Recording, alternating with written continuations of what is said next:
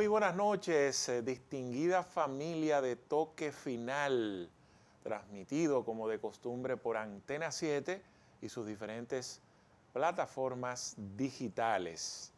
Julio Ernesto Martínez, un servidor, asumiendo nueva vez el compromiso de llevar una hora de un contenido variado, basado en la esencia de este espacio, la cual contiene diferentes segmentos, como el caso de las 3 preguntas. Hoy como invitado especial a Víctor Villanueva, quien es un internacionalista, conocedor con amplitud de cómo anda el mundo, el cual siempre consultamos de manera específica para temas de interés. Por supuesto tenemos las 10 principales y el enfoque de la semana. Pudiéramos catalogar lo que ha sido esta semana como una semana para el olvido, de grandes pérdidas. Un país no puede darse el lujo de parar su actividad productiva, su dinámica, paralización de las docencias, del trabajo, paralización de las actividades gubernamentales, en fin, paralización de la economía. Creo que eso representa un daño incalculable, el cual nos tomaría mucho tiempo para poder enderezar y recuperar. A veces se dan cosas que se nos escapan a nuestra voluntad, a nuestras posibilidades, y una de ellas son estos fenómenos naturales. Estuvimos por varios días padeciendo la situación relacionada con esta onda tropical, este fenómeno conocido como Melissa. Grandes cantidades de lluvia. Y ustedes saben que de todos los fenómenos de la naturaleza, uno de los más temidos siempre son los terremotos, por lo impredecibles y devastadores que son. Sin embargo, a veces la República Dominicana ha atravesado históricamente por grandes huracanes que prácticamente han limpiado, se han convertido en todo un desastre el país. Sin embargo, el que representa mayor peligro siempre ha sido la cantidad de agua que cae. Y en esta oportunidad ya nos encontró un fenómeno con nuestros suelos húmedos, así lo indicaban las autoridades relacionadas con los temas meteorológicos. Sumado a eso, entonces, viene una enorme cantidad de agua. Uno siempre, a veces, se concentra en el inmediatismo y se enfoca en el descuido, en la falta de conciencia del ciudadano, en que las autoridades, los ayuntamientos no se enfocan en hacer inversiones relacionadas con el tema del drenaje pluvial, y que eso es lo que ocasiona grandes inundaciones. Todo eso tiene mucho de validez. Sin embargo, uno también tiene que agregarle la situación que se ha estado dando en el mundo con el cambio climático. Si la República Dominicana atraviesa por esa situación, ya ustedes han sido testigos de todo lo que ha pasado con estas enormes inundaciones. Uno dice, bueno, caramba, en el caso de la capital, ¿por qué Carolina tiene que enfocarse en eso? Que las alcaldías saben que ese nivel de inversión en el drenaje pluvial es algo que no es visible para los votantes, y por tanto la mayor cantidad de recursos que se destina a eso, ellos prefieren hacerlo en obras de otra naturaleza que le puedan a ellos redimir, sumar para sus proyectos políticos. Entonces, en el caso del drenaje pluvial, es un tipo de inversión que no es rentable en términos políticos, sí en daños irreparables, como el caso que nosotros estamos viviendo, pero también hay que sumarle que si eso ocurre en situaciones de vulnerabilidad como la que nosotros tenemos en nuestro país, también cuando se dan esas inundaciones en capitales del mundo, en países desarrollados, como el caso de Europa, el caso de los Estados Unidos, Nueva York, Miami, que sí tienen grandes inversiones y a pesar de eso la cantidad de agua supera los límites y aún así también se producen enormes inundaciones. Entonces el asunto es de una multiplicidad de factores. Entonces ahí tú le das un fenómeno del cambio climático y el otro que está también asociado a la vulnerabilidad que complica las cosas. Aquí hay algo interesante que desde hace un tiempo la Organización de las Naciones Unidas ha estado haciendo énfasis y es sobre el tema de los riesgos y desastres, lo que destinan los estados. Aquí, justo este mes de octubre, se celebró el Día Internacional para la Reducción del Riesgo de Desastres. Eso fue básicamente el 13 de octubre, en la cual ellos van haciendo un análisis de que los países, los costes directos por los desastres naturales han aumentado. Ellos lo cuantifican en unos 202 mil millones de dólares anuales. Se estima que el coste real, porque eso es un coste analizado, pero un coste real probablemente supere 10 veces esa cantidad, casi 2.300 millones de dólares, billones, millones de millones. Entonces ellos plantean de que los países, obvio, desarrollados llevan la peor parte, pero ni hablar también de esos países que van en vía de desarrollo. A pesar de que todos los años los países están gastando más dinero por lo que traen consigo las catástrofes naturales, el presupuesto para reducir los riesgos de desastres sigue siendo menor. El promedio está por debajo del 1% anual del presupuesto. Entonces, ellos proponen que a través de una campaña que la califican como bueno, acá no la tengo, más adelante la voy a ver, bueno, financiar la resiliencia, no los desastres. Financiar la resiliencia, no los desastres, que eso significa, si yo puedo prever en mi presupuesto todos los años que voy a gastar una parte importante en fenómenos naturales, ya sea en huracán, ya sea en terremotos, ya sea en cantidad de lluvias, yo prefiero mejor preverlo. Es decir, mira, vamos a invertir más en el tema del drenaje pluvial, en las cañadas, en una serie de cosas que al final va a ser posible que la mitigación de riesgos sea mucho menor. Porque nosotros lo que hacemos es que buscamos el dinero ya cuando tenemos el desastre. Entonces eso provoca que ese presupuesto se multiplique por varias cifras. Hay algunas estimaciones que pueden indicar que fácilmente un fenómeno natural en un año te puede alterar el presupuesto por encima del que nosotros destinamos en materia educativa.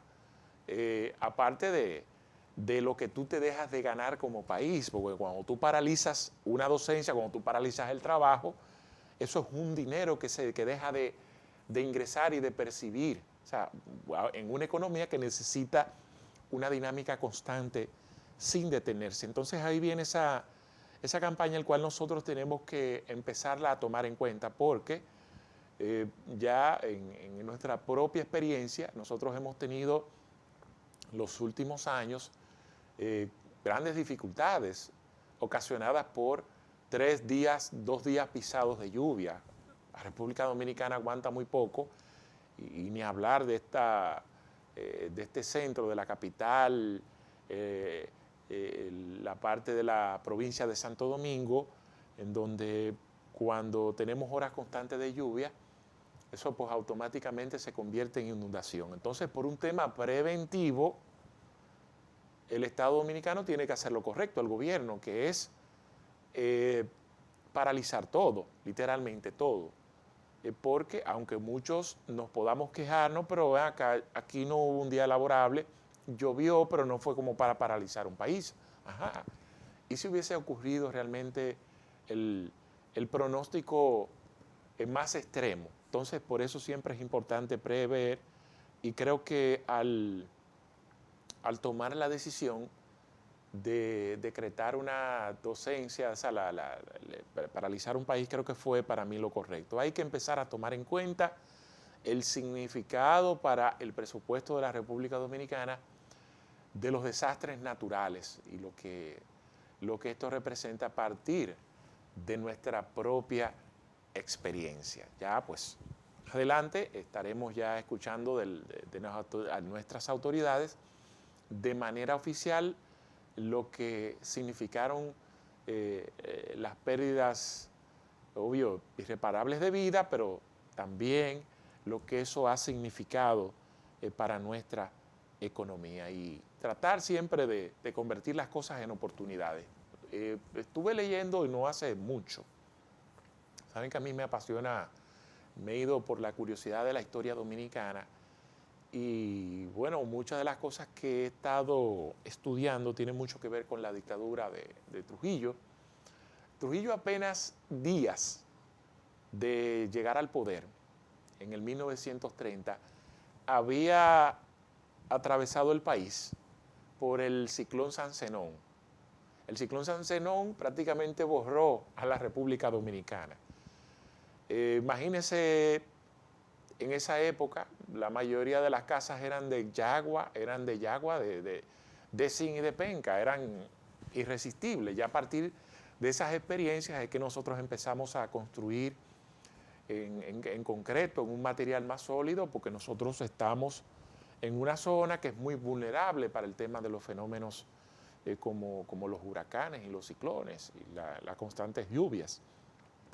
Trujillo todavía era una figura desconocida a nivel nacional, es decir, él había llegado en una coyuntura especial al poder, que en este caso no tenemos el tiempo para describirla, pero la forma como él manejó esa crisis, vigilancia permanente, tengo entendido que a partir de ahí vino incluso la creación de la Cruz Roja Dominicana, la forma como se manejó la recuperación del país a partir de este desastre natural, llevó a Trujillo a ser reconocido a nivel nacional y a partir de ahí consolidar su figura, su popularidad a nivel nacional por el manejo que tuvo. Esperemos que siempre seguir los ejemplos, no de que aprovechamos esta crisis para sacar lo mejor de sí, pero por lo menos para tener un buen manejo y a partir de ahí seguirnos preparando, o sea, de forma preventiva para cuando ocurran este tipo de fenómenos naturales. Vamos a hacer un contacto y a seguir con el curso de todo este contenido que tenemos para todos ustedes el día de hoy en Toque Final.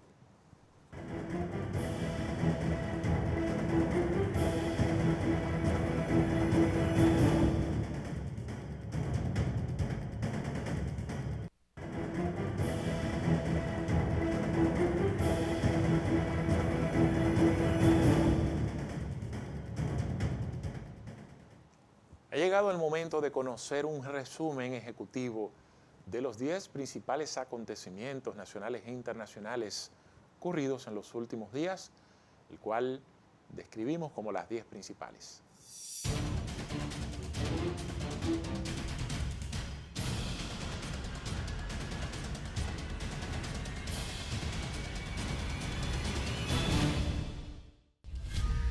La tormenta tropical Melissa continúa afectando gran parte del territorio nacional, dejando a su paso 140 personas desplazadas, 42 albergadas, 26 viviendas afectadas y 2 comunidades incomunicadas, según un informe emitido por el Centro de Operaciones de Emergencias COE. El organismo mantiene 12 provincias en alerta roja, 11 en amarilla y 3 en verde, debido al alto riesgo de inundaciones urbanas y rurales, crecidas de ríos, arroyos y cañadas, así como deslizamientos de tierra. Entre las principales incidencias reportadas figuran deslizamientos de tierra en Santo Domingo Oeste y el Distrito Nacional que afectaron varias viviendas, además del colapso de un puente colgante en La Vega y un carril de la carretera Cabrera Loma Alta en María Trinidad Sánchez en Peravia. Un derrumbe en el camino vecinal del Manacar mantiene incomunicadas 2 comunidades. El informe también detalla que 51 acueductos de INAPA resultaron afectados por las lluvias, dejando 502.602 usuarios sin servicio, mientras que la CAS reportó 404.000 2.978 habitantes sin agua potable por la salida de los sistemas Isamana y Duey. En total, 907.580 personas permanecen sin acceso regular al agua. En la provincia de San Juan, las autoridades mantienen activos 2 albergues que acogen a varias personas, mientras que otras familias fueron desplazadas de manera preventiva hacia casas de familiares.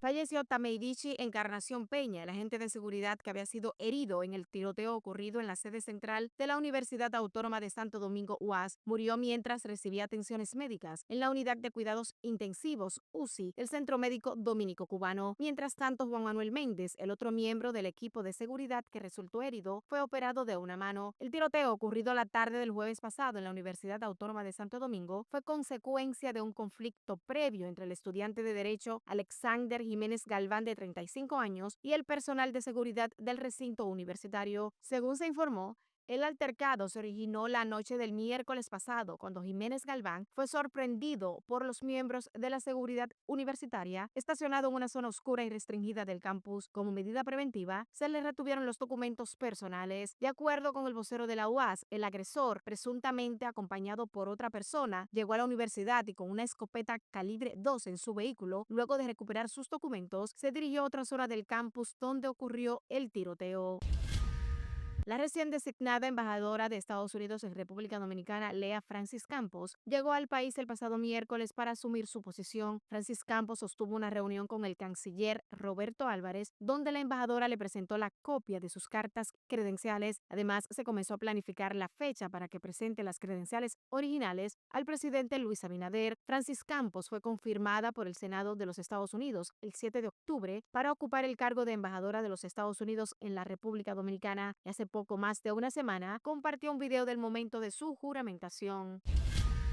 El Papa León XIV designó como arzobispo coadjutor de Santo Domingo con derecho de sucesión a Monseñor Carlos Tomás Morel Diplán, quien hasta la fecha se desempeñaba como obispo de La Vega, cargo que asumió el 7 de diciembre de 2024. De acuerdo con el Código de Derecho Canónico, el obispo coadjutor asiste al obispo diocesano en todo el gobierno de la diócesis y hace sus veces cuando se encuentre ausente o impedido. En caso de que la sede episcopal quede vacante, el obispo coadjutor pasa automáticamente a ocupar el cargo de obispo de la diócesis para la cual fue designado. En 1991, Morel Diplán ingresó al seminario Santo Cura de Ars de La Vega y posteriormente realizó estudios filosóficos y teológicos en el Seminario Pontificio Santo Tomás de Aquino, donde obtuvo licenciaturas en filosofía y ciencias religiosas. Fue ordenado presbítero el 24 de junio del 2000. Graciela Abinader Arbaje, hija del presidente Luis Abinader, y la primera dama Raquel Arbaje, compartió en su cuenta de TikTok su incomodidad por las prédicas sobre la palabra de Dios sin fundamentos y estudios teológicos que validen las interpretaciones que le dan a la palabra. Graciela Abinader, quien se graduó de una de las mejores universidades en la materia de teología en Estados Unidos, destacó que se ve en la capacidad de orientar a los padres y lectores sobre cómo se deben interpretar los mandatos que señala la Biblia y así compartir conocimientos de fe. Es que muchos de los llamados padres, personas comunes, lectores de la Biblia, la interpretan como una ignorancia que para mí se me hace demasiado frustrante, señaló al destacar que no ha dejado de creer en la religión, sino en lo que se predica en República Dominicana. Quien usa la palabra de Dios sin entenderla no está predicando fe, está predicando ignorancia, advirtió Graciela Abinader.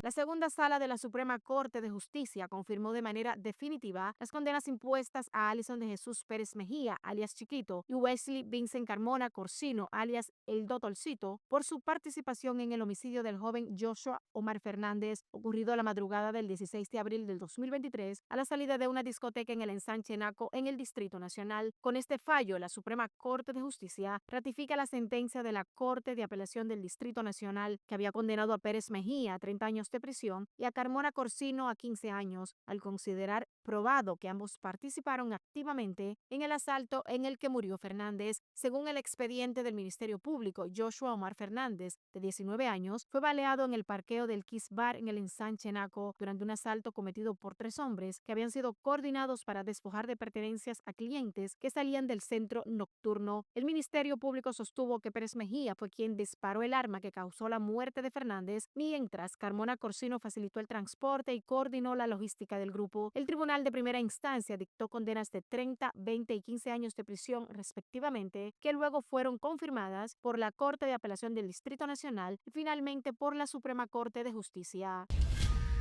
El Tribunal Superior de Bogotá revocó en segunda instancia una condena contra el expresidente de Colombia, Álvaro Uribe Vélez, y lo absolvió de los delitos de soborno a testigos y fraude procesal. El exmandatario había sido condenado en primera instancia a 12 años bajo arresto domiciliario por esos cargos. No se acreditó directa o indirectamente que Álvaro Uribe hubiera instigado el delito de soborno en actuación penal, por tanto, la sala revocará la condena impuesta a Álvaro Uribe Vélez como determinador del delito de soborno en actuación penal, aseguró el magistrado Manuel Antonio Merchán. Uribe Vélez, quien gobernó entre 2002 y 2010, defendió su inocencia en el primer juicio contra un expresidente en el país y tildó la entonces condena a 12 años bajo arresto domiciliario de persecución política. Uribe fue condenado el pasado agosto en primera instancia por instigar al abogado Diego Cadena para manipular a 3 ex paramilitares con ofrecimientos de dinero o beneficios penales para que declararan a su favor y negaran cualquier presunto vínculo del expresidente con esos grupos ilegales. En otro orden, el Tribunal Constitucional de Perú ordenó dejar sin efecto la acusación fiscal contra la líder política Keiko Fujimori y contra su partido Fuerza Popular, tras determinar que el proceso que se le seguía por la presunta financiación irregular de sus campañas electorales de 2011 y 2016 carece de sustento jurídico. La decisión del Tribunal Constitucional declaró fundada una demanda presentada por la defensa de la hija y heredera política del expresidente Alberto Fujimori y ordenó que se archive este proceso conocido como el caso Cócteles, que incluían delitos de lavado de activos,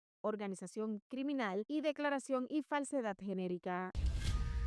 La Fuerza de Eliminación de Pandillas realizó sus primeras acciones sobre el terreno en Haití y enfrentaron una feroz resistencia por parte de las bandas armadas, informó la misión aprobada por la ONU sin dar cuenta de muertos o heridos. Estas operaciones se ejecutaron en el departamento de Artibonite, a más de 100 kilómetros al norte de Puerto Príncipe, para despejar la carretera Petite Rivière Lincourt Ponceau D, y contaron con la colaboración de la Policía Nacional de Haití y las Fuerzas Armadas de Haití. La información oficial no ofreció detalles sobre el personal en el terreno de la Fuerza de Eliminación de Pandillas, que sustituye a la misión multinacional de apoyo a la seguridad MSS desplegada el año pasado bajo el liderazgo de Kenia. Durante las operaciones, los miembros de las bandas intentaron reforzar sus posiciones, cavando trincheras y ocupando edificios altos a ambos lados de la carretera, desde donde lanzaron cócteles Molotov, según informa el comunicado de la institución. Sin embargo, sus intentos fueron rápidamente neutralizados por las unidades especializadas conjuntas del GSF y la PNH.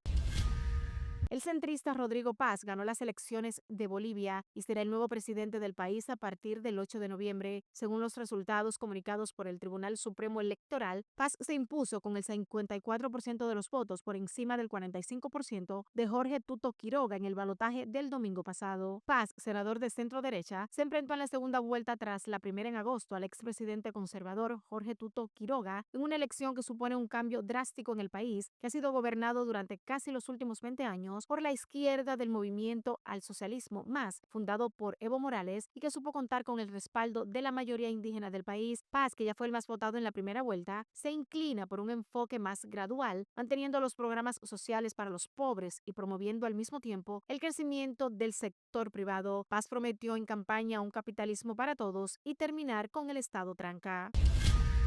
Finalmente, el presidente de Estados Unidos, Donald Trump, había advertido a su homólogo ucraniano, Volodymyr Zelensky, que Rusia podría destruir a su país si no accede a los términos impuestos por Moscú para poner fin a la guerra. De acuerdo a la información, la advertencia tuvo lugar durante una tensa reunión en la Casa Blanca el pasado viernes, cuando Zelensky solicitó más ayuda militar, incluyendo misiles Tomahawk, para reforzar las defensas ucranianas. Tras el encuentro, Trump publicó un balance del encuentro en las redes sociales. La reunión con el presidente ucraniano fue muy interesante y cordial, pero le dije, como también le sugerí encarecidamente al presidente Vladimir Putin, que es hora de detener la matanza y llegar a un acuerdo. El gobierno ucraniano busca desde hace semanas obtener los Tomahawk, argumentando que serían clave para golpear infraestructuras y posiciones rusas en profundidad, lo que según Zelensky podría ejercer mayor presión para que Moscú acepte abrir negociaciones de paz directas. Sin embargo, durante la conversación telefónica mantenida, Putin advirtió a Trump Trump de que el envío de estos misiles no cambiaría la situación en el campo de batalla, pero causaría un daño sustancial a la relación entre sus países. El presidente de Estados Unidos, Donald Trump, anunció lo que calificó de tremendas nuevas sanciones contra dos de las mayores compañías petroleras de Rusia en un intento de presionar a Moscú para que ponga fin a su guerra contra Ucrania. Las medidas están dirigidas a Rosneft y Lukoil, dos importantes corporaciones petroleras que ayudan a financiar la maquinaria de guerra del Kremlin,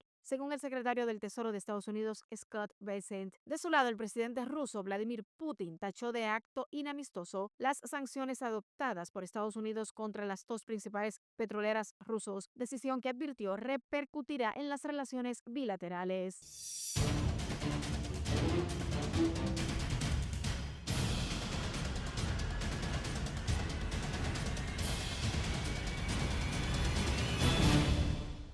Hacemos una pausa y retornamos con las tres preguntas.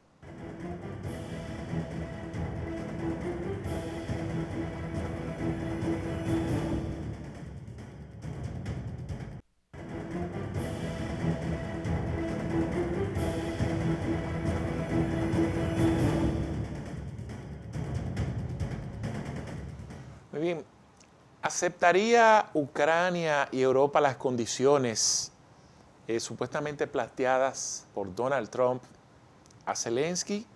¿Podría los Estados Unidos retirar su apoyo a Ucrania en caso de que Zelensky no acepte esas condiciones? ¿Cuál sería el beneficio de Vladimir Putin de continuar destruyendo Ucrania cuando en los hechos tiene los territorios que reclama? Vamos a ver la respuesta ante estas preguntas ante nuestro consultor internacional, Víctor Villanueva. Escuchemos.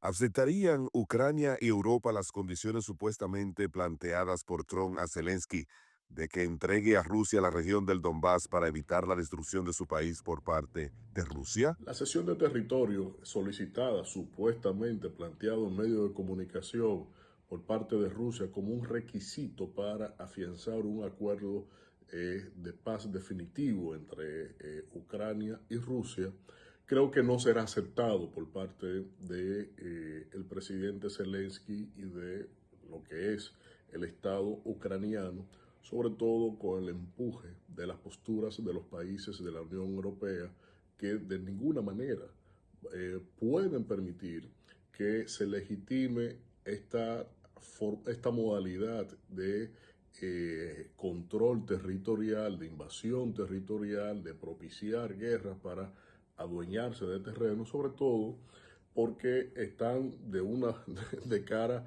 a una transgresión al orden internacional, al derecho internacional, y de frente a ellos y sobre otros países que tienen fronteras limítrofes y con heredad antigua de la Unión Soviética con Rusia. De nada quitaría que de un momento a otro el presidente Putin o el gobierno de Rusia quiera tomarlo a ellos como un objetivo de control territorial. Y además, aunque no parece descabellado el hecho de que Rusia plantee esto, porque en la zona del Donbass tiene un interés muy marcado de tener capacidad agrícola y minera por otro lado, creo que esto podría estar propiciando esencialmente el interés de Rusia, más allá ya de la zona de Crimea, que le permite acceso a aguas cálidas y de conexión mediante el Bósforo hacia aguas del Mediterráneo y desde ahí colocarse en términos tácticos geoestratégicos en el Medio Oriente. Creo que más allá de esto, creo que Rusia podría estar entendiendo este cinturón que le permitiría entonces no una zona de amortiguamiento, sino más bien de control y sobre todo hacia el debate interno de Rusia, porque hay que verlo desde ese ángulo también, en donde necesita verse como un vencedor, que los acuerdos del 91 fueron resarcidos, que la vergüenza de la caída de la Unión Soviética tiene que ser resarcido, de un mensaje de mantener en jaque permanente a todos los países de la Unión Europea, y esto creo que es lo que más convence al presidente Putin de incidir en que para él dejar de bombardear tiene que granjearse con algún territorio por parte de Rusia a plenitud de sus condiciones, indistintamente a que también procuraría de que Ucrania no sea un estado viable. ¿Podría Estados Unidos retirar su apoyo a Ucrania en caso de que Zelensky y su país no acepten esas condiciones? Es posible que el presidente Donald Trump en algún momento dado anuncie un retiro de su apoyo a Zelensky a razón de no haber cedido a las peticiones planteadas en los supuestos por Rusia ante la cesión de territorio y otras viabilidades que inclusive deben incluir y seguro incluyen el régimen de sanciones y medidas de retorsiones que se han tomado frente a Rusia.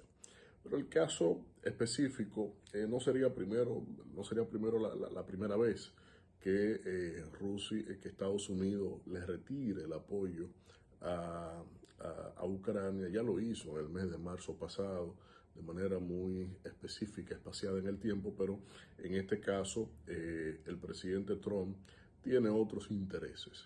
Tiene intereses a título personal. Hay que entender que estamos en un orden internacional que ha mutado desde las teorías de las relaciones internacionales del liberalismo y ha mutado hacia las teorías de las relaciones internacionales del realismo.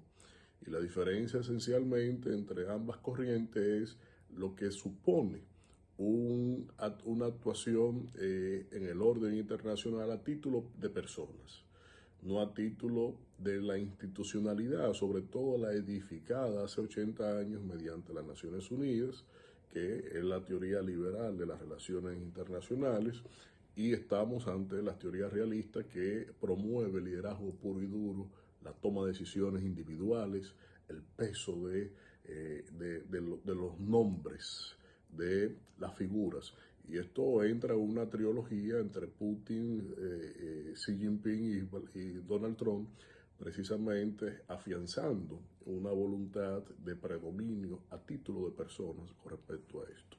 Por lo que quedaría siempre supuesto en la actitud de la ganaria, de la soberbia, del hecho de que te apoyo o no te apoyo, o a un juego de posturas en cuanto a cualquier momento específico de las transacciones, pero en este caso también para legitimar una interlocución permanente en el caso de Vladimir Putin por parte de Trump, y que éste mantenga la confianza y la tranquilidad, donde Putin seguro se ríe viendo al presidente de los Estados Unidos siendo un útil de él, de sus pretensiones, en correspondencias a unas ya confesadas admiraciones. ¿Cuál sería el beneficio de Putin de continuar destruyendo a Ucrania cuando en los hechos tiene los territorios que reclama y luego no podría mantener una ocupación indefinida del inmenso territorio ucraniano? Bueno, el beneficio de Putin es diverso. Hay que partir del hecho de que el caso de Rusia promueve una guerra congelada. No promueve una guerra en caliente, de invasión inmediata, de avances tácticos diarios, permanentes sobre el territorio. Ya él tiene un predominio. Y ese predominio es una puesta en escena de su capacidad y de que puede continuar invadiendo el resto del territorio ucraniano. Y esto también es visto como una estrategia, como señalé, de una guerra congelada, en donde espaciada en el tiempo, Rusia puede dirimir los efectos de las sanciones y las medidas de retorsión, y por otro lado también mantiene una narrativa en la opinión pública rusa del enemigo de Occidente, de que estamos reivindicando el nombre de Rusia. Hay mucho de eso en la propaganda interna en Rusia, que se ve a diario, que se ve en la prensa rusa, que se ve en los análisis de los tratadistas rusos, que así escribe en función a la situación que va aconteciendo en Ucrania. Es mandando el mensaje de que la OTAN es nada, de que Rusia reivindica a la Unión Soviética, de los errores de otros líderes rusos que cayeron en el error por la interacción con Occidente, y que esto entonces erige al presidente Putin como un gran solucionador y salvador del nombre, de la honra de los rusos, que va muy arraigado en los postulados del orgullo que ellos también profesan entre sí. Entonces creo que en este caso presidente Vladimir Putin no se siente incómodo con una guerra prolongada, no se siente apresurado para concluir con eso, ha logrado mantener, aunque le cayó el Producto Interno Bruto en crecimiento económico con todas las sanciones, pero ha logrado mantener un equilibrio y un control interno y una narrativa de cohesión social y política sobre el interno de Rusia, y por lo tanto él está bastante acomodado en la realidad del status quo generado por la problemática, por la situación de guerra con Ucrania, y mucho más alimentado en la proyección de la perspectiva de lo que ya él sabe que va a extraer de toda esta dinámica funesta para el orden internacional. Más preocupación habrá del lado de Occidente, del lado de Europa, que tiene otras situaciones que le derivan a razón de todo esto, en términos económicos, de la producción agrícola y otros elementos que por mantener a Ucrania en esta estado de situación no se ha beneficiado en la Unión Europea con respecto a esto. Creo que mediante la extensión del conflicto, el presidente Putin ahoga no solo a Ucrania, sino también a todo su vecindario de la Unión Europea.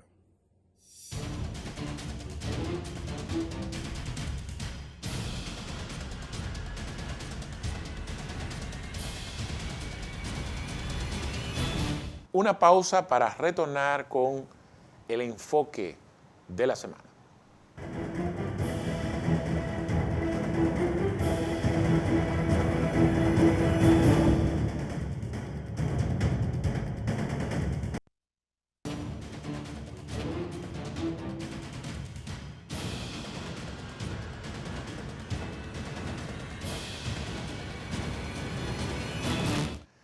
Bueno, el enfoque de la semana lo vamos a dedicar a la recién aprobada por el Senado de la República reforma al Código Laboral.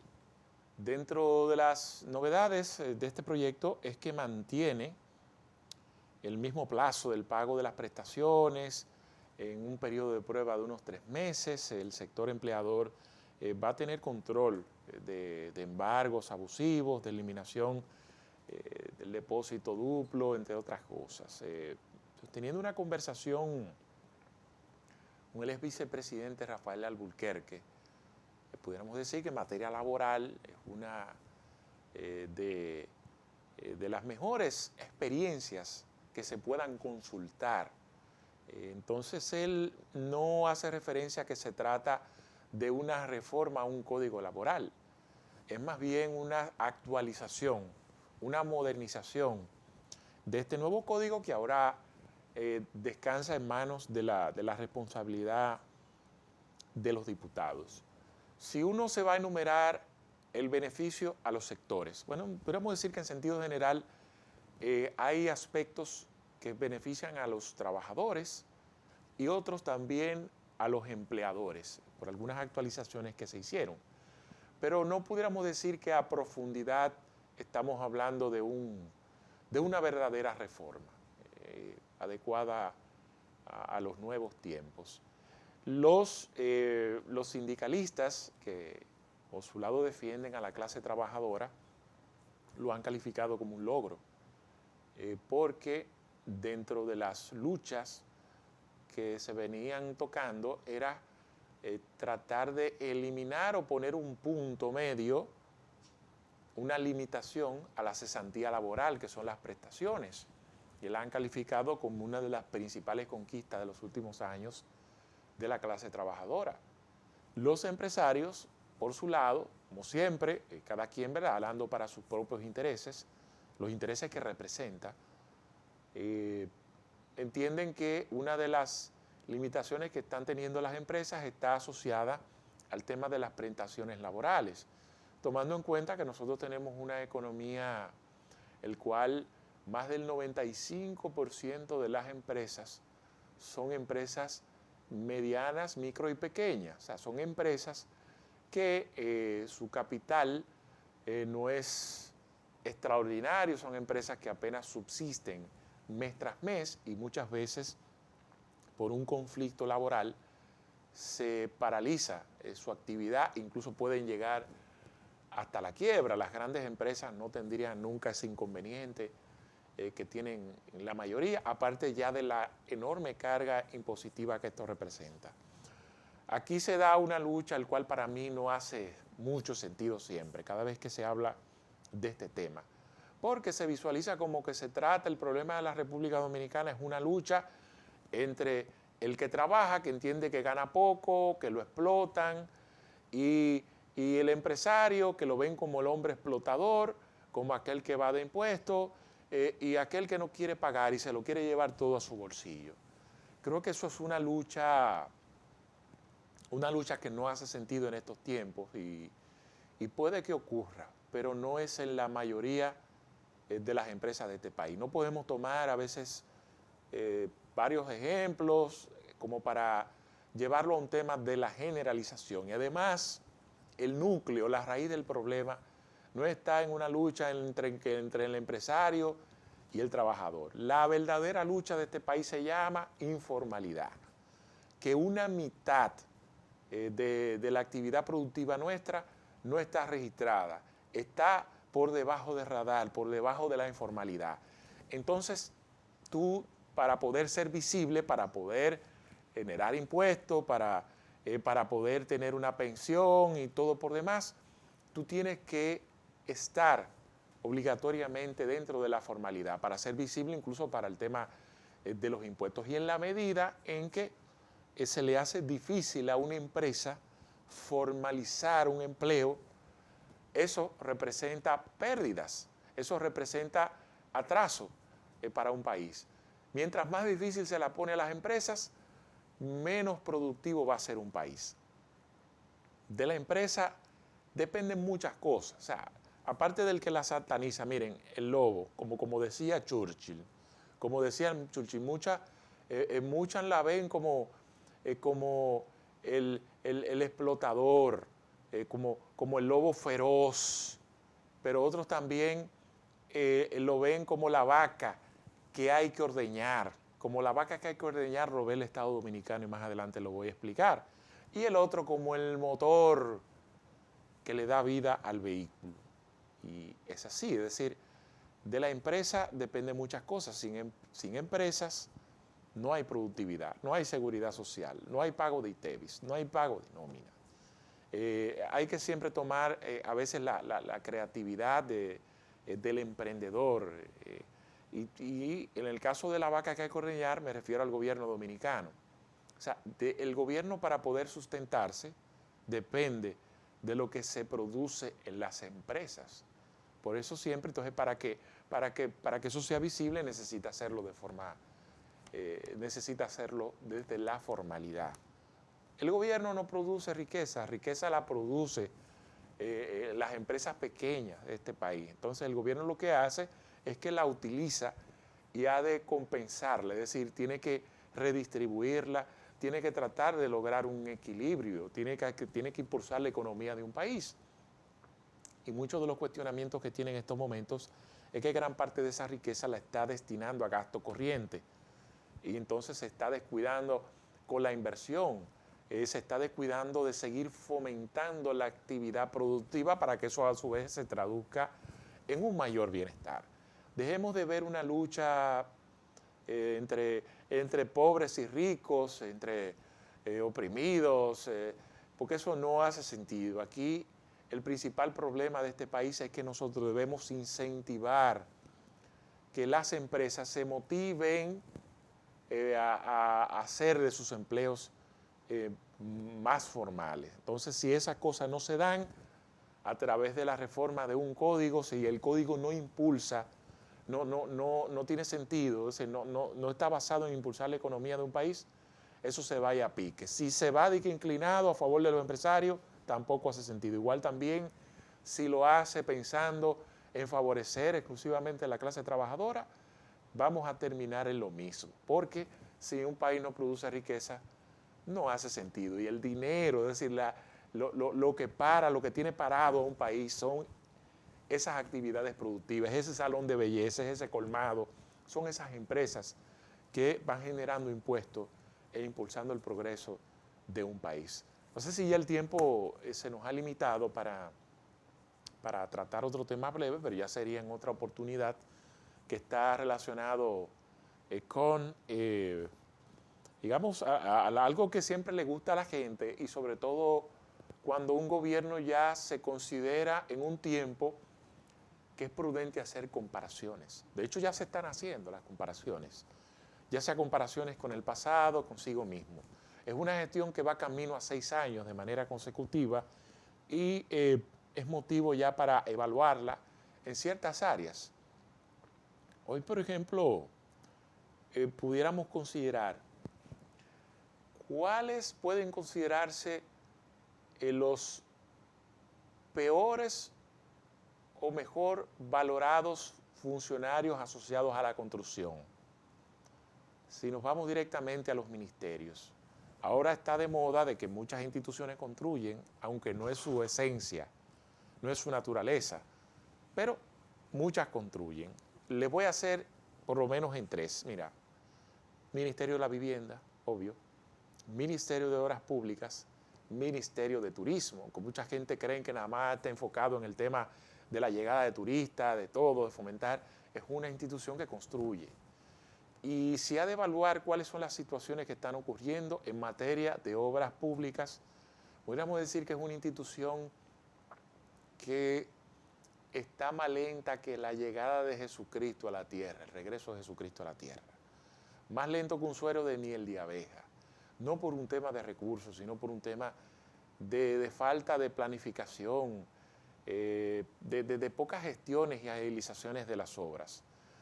Conozco diferentes casos de empresas constructoras, de ingenieros que han ganado procesos hace más de un año y ni siquiera han podido poner un blog porque no han recibido sus primeras cubicaciones, sus primeros avances. Supone que si usted se gana un proceso de una obra importante, a usted le tienen que dar un avance. Con ese avance le permite hacer lo que se conoce como la primera cubicación. Es decir, mira, yo te presento con este avance que tú me diste, que te estoy haciendo la obra, la primera etapa o la primera base. Cuando te la demuestro, tú entonces me vas dando el otro avance y el otro avance. Entre ese proceso se está tardando muchísimo y eso ha hecho que el país se paralice porque una de las principales dinámicas de nuestra economía está asociado a las obras públicas. Si tú me dices a mí, mira, que qué obra pública no tiene el dinero está ahí, pero la agilización de los procesos, eso es un desastre. Incluso eso provocó hasta un cambio en ese ministerio y aún con Eduardo Estrella uno espera que las cosas cambien, pero no. Todo indica que sigue igual. Eso es uno de los ministerios que en estos momentos representa un retroceso para el país y para la mala imagen de este gobierno. En el caso del Ministerio de Turismo, que dirige David Collado, otro que ha tenido muchas dificultades. Ustedes saben que él le ha puesto hasta multa a ingenieros, multando ingenieros por retraso de obra. También le ha puesto un supuesto cronómetro que si tú no me encuentras, no me da la obra, yo te voy a poner una multa, etcétera. Todo eso es una muestra de que tampoco ha dado mucho pie con bola para la entrega de las obras a tiempo. Uno que sí pudiéramos destacar, que hasta ahora va con un desempeño positivo, está asociado con el Ministerio de la Vivienda, porque ha llenado las expectativas en cuanto a la cantidad de obras que se propuso, el tema de los compromisos que tiene también adicionales, como la entrega de hospitales. Estuve recientemente en uno en donde ya pudiéramos decir que fue una institución que ha entregado más de 1000 camas a nivel de hospitales, ha entregado aulas asociadas a la Universidad de la UAS, está ya terminando la entrega de las cárceles, el caso de Las Parras, para ubicar a unos 2.000 y pico de presos. En fin, es una entidad que sí te puede mostrar resultados y por tanto, en materia de obras públicas, el gobierno de Luis Abinader no tiene los mejores números, pero por lo menos en el caso del Ministerio de la Vivienda lo puede presentar. En materia de obras públicas y de turismo, tiene que mejorar. De esta forma, llegamos al final de hoy, en Toque Final. Agradecidos de la amabilidad de su sintonía. Nos vemos el próximo domingo de 11 a 12 de la noche, deseándoles a todos una semana distinta a la que fuimos testigos, que sea una semana positiva y productiva. Feliz descanso.